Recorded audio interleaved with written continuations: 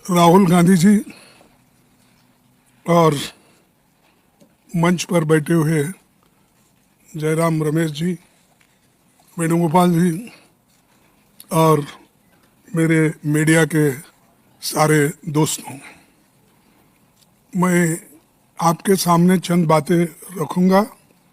उसके बाद में राहुल गांधी जी आपको आप संबोधित करेंगे, उनकी बात भी आप सुनेंगे।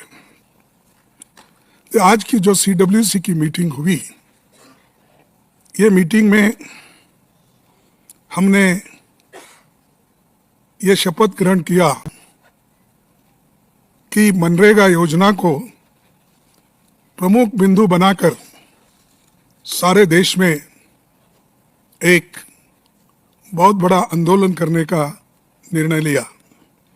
और उस जो शपथ विधि में हमने 5 बिंदुओं पर अपनी बात रखी कि मैं पूरा पढ़ने से ये अच्छा होगा कि आपको सर्कुलेट किया जाएगा, तो ये अच्छा होगा। हम शपथ लेते हैं कि भारतीय राष्ट्रीय कांग्रेस पार्टी अग्रणी भूमिका लेते हुए 5 जनवरी से मनरेगा बचाओ अभियान की शुरुआत करेगी। महात्मा गांधी राष्ट्रीय ग्रामीण रोजगार गारंटी अधिनियम मनरेगा का हर हाल में रक्षा करेंगे। मनरेगा कोई योजना नहीं, बल्कि भारत के संविधान से मिला काम का अधिकार है।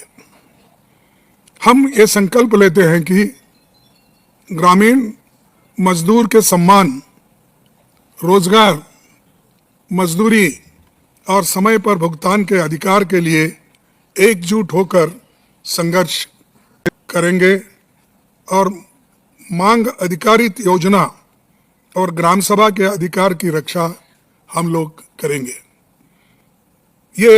हम ये भी शपथ लेते हैं कि मनरेगा से गांधी जी का नाम मिटाने और मजदूर के अधिकार को खैरात में बदलने की हर साजिश का लोकतांत्रिक विरोध करेंगे। संविधान और लोकतंत्र पर भरोसा रखते हुए हम मनरेगा बचाने, मजदूर के अधिकार बचाने और गांव-गांव अपनी आवाज बुलंद करने का संकल्प हम लेते हैं। इसी के साथ हमने जय संविधान जय हिंद का नारा लगाते हुए इसको हम सभी ने स्वीकार किया। आपको मालूम है कि लोकसभा में हमारे नेता राहुल गांधी जी मनरेगा पर पहले बहुत बार आवाज उठाई थी। उसके बाद में बाहर भी इस कानून के हिफाजत में हमने कई बार उठाया है, लेकिन एक कानून को वापस, अब नई कानून जो है इसको वापस लेने के लिए हम लड़ते रहेंगे। खुद इसी सरकार ने 16 दिसंबर 2025 को संसद में माना था कि नीति आयोग के अध्ययन में पाया गया मनरेगा से ड्यूरेबल असेट्स कैसे बने और ये प्रोडक्टिविटी योजना करने वाली एक प्लान है और इसलिए ये बहुत अच्छा है। इसका गुणगान बहुत से लोग किए हैं और हमारे CAG रिपोर्ट में भी है। उसके बाद जो भी हमारे रिपोर्ट्स आते हैं या रूरल डेवलपमेंट के, उसमें भी है। और उसके अलावा कोविड में किस तरीके से ये माइग्रेंट वर्कर्स को हेल्प किया और जो लोग, बहुत से लोग जीवित रहे, उनको ये इसका फुल फायदा मिला। अगर नरेगा नहीं होता तो लाखों लोग मर जाते थे। ये इसका बहुत बड़ा देन है। और मैं यहाँ आपके सामने कहना चाहता हूँ, इस मनरेगा प्रोग्राम को लाने वाले श्रीमती सोनिया गांधी जी, मनमोहन सिंह जी, उनकी जो टीम एक डायरेक्टिव प्रिंसिपल्स आर्टिकल 41 को हक में रूपांतर करके, राइट्स में रूपांतर करके देश के गरीब जनता को ये दिया। उसी के वजह से गरीब जनता आज भी जिंदा है। वो किसी के अंडर काम करने के लिए नहीं जाते।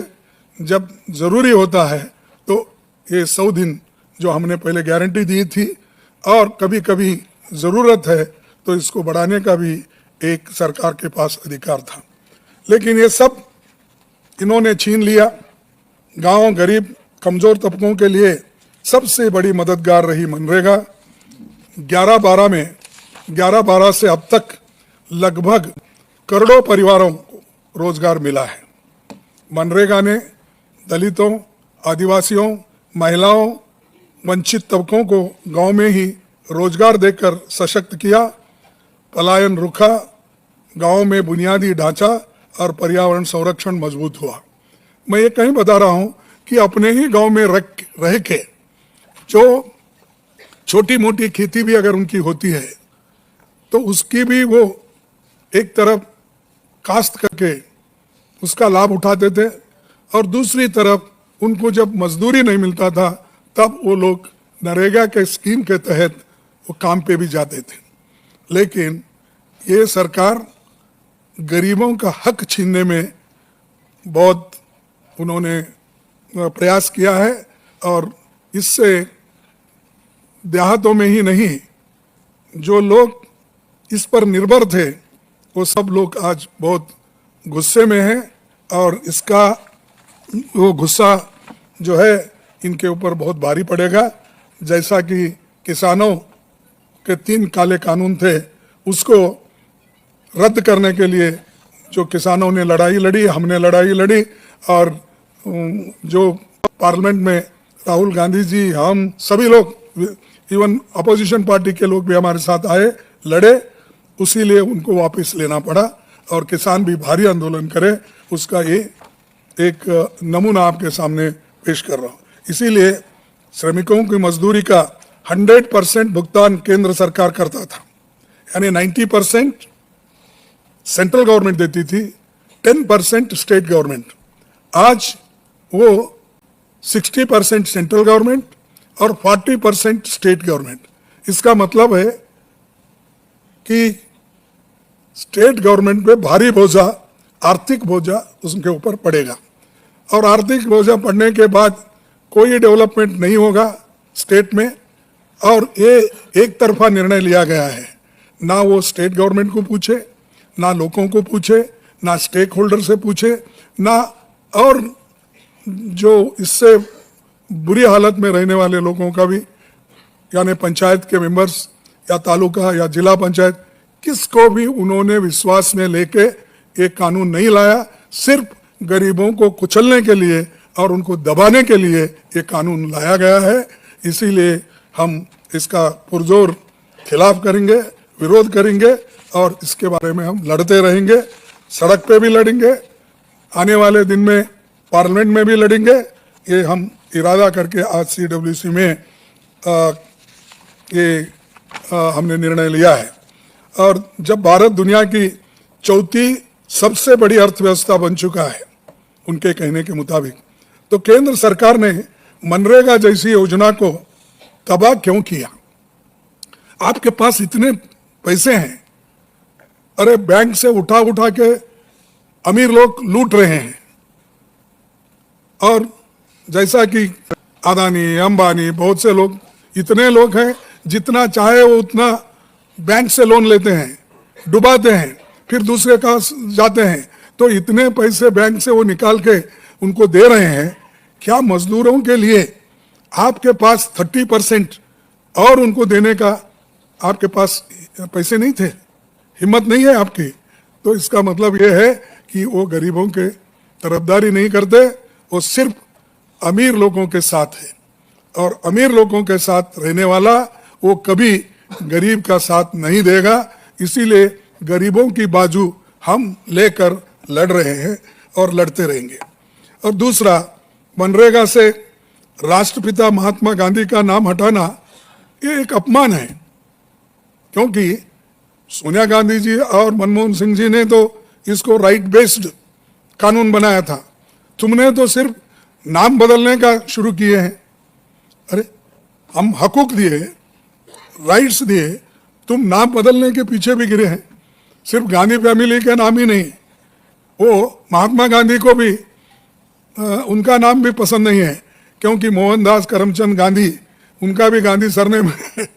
तो गांधी जी यहाँ भी है, तो चलो जितने गांधी नाम के सरनेम वाले हैं उनके ऊपर हमला करो। ये हमला गांधी जी के ऊपर भी है, महात्मा गांधी के ऊपर। और एक देशव्यापी आंदोलन अपना होगा और इसके लिए सर्वसम्मति से वर्किंग कमेटी में माना गया है। और इसके बाद मैं यही कहूँगा कि हम जोर से लड़ेंगे, लड़ते रहेंगे, और आपका साथ मैं मांगता हूँ, क्योंकि आपके भी कुछ ये होंगे, थोड़ा सा आपको भी तकलीफ होगी, लेकिन सच्चाई को अगर आप सपोर्ट नहीं करेंगे, जो देश के संविधान में दिए हुए हकूक को अगर आप सपोर्ट नहीं करेंगे, तो एक बहुत बड़ा गुनाह हम सब लोग कर रहे हैं।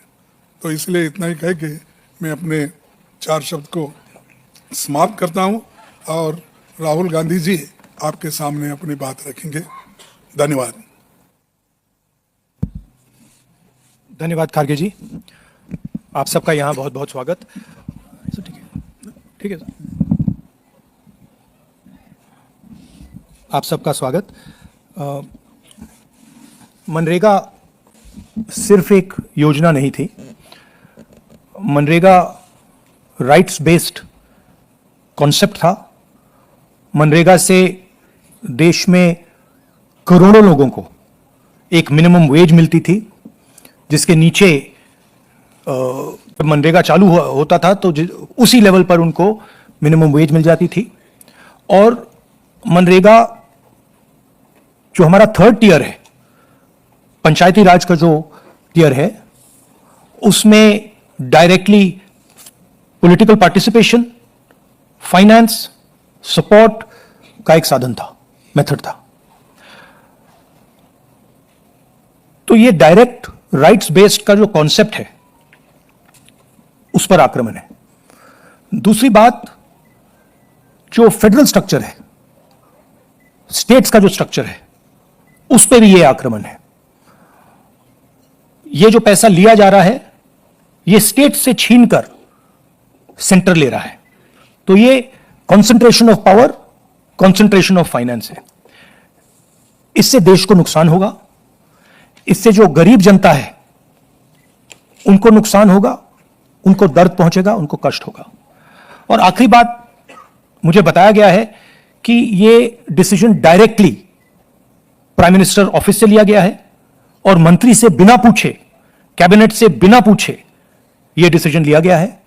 इससे आपको आज की हालत क्या है उसके बारे में पता लगता है कि 1 मैन शो चल रहा है, और जो भी नरेंद्र मोदी जी करना चाहते हैं वो करते हैं, और पूरा का पूरा फायदा वही 2-3 अरबपतियों के लिए है। आप देखना, ये प्रोग्राम कोलैप्स करेगा, राइट्स बेस्ड आर्किटेक्चर कोलैप्स करेगा, इससे रूरल इकोनॉमी को नुकसान पहुंचेगा, और यही पैसा नरेंद्र मोदी जी, अदानी और अंबानी जैसे लोगों को पकड़ा देंगे। Thank you. धन्यवाद, धन्यवाद। No they English for South. So Venugopal ji, he wants me to say in English. आप अंग्रेजी में बोलेंगे? MNREGA is just not a work programme, it is a conceptual framework, development framework that, by the way, has been appreciated across the world. Kharge ji mentioned that he visited 16 countries, and every single country where he went appreciated the fact that our government had come up with an entirely new development rights-based concept. This has been destroyed single-handedly by the Prime Minister without asking his cabinet, without studying the matter. This is an attack on the states of India. because they are simply taking away money that belongs to the state, decision-making power that belongs to the state. This is an attack on the infrastructure of those states because Narega used to build infrastructure. And this is the decimation of Indian labor because Manrega used to guarantee a minimum floor below which Indian labor could not go. So it is a devastating attack on the states, on poor people of this country, and it is carried out by the Prime Minister single-handedly, much like Notbandi was. It is going to cause tremendous pain to the weakest sections, to the Adivasis, to the Dalits, to OBCs, to poor general castes, minorities, and it is going to benefit Mr. Adani in full measure. That is the purpose of this, to take money away from poor people and hand it to people like Mr. Adani. And finally, Manrega, apart from being a rights-based program, also strengthened our panchayats. It allowed political action in the panchayats. It injected money into the panchayats. It allowed the decision-making power at the panchayat level. So this is an attack on the democratic structure, on the third tier of government, and on the basic architecture of our country. As Khargeji has said, we are going to resist it, we are going to fight it, and I'm confident that the entire opposition is going to be aligned against this action. Thank you.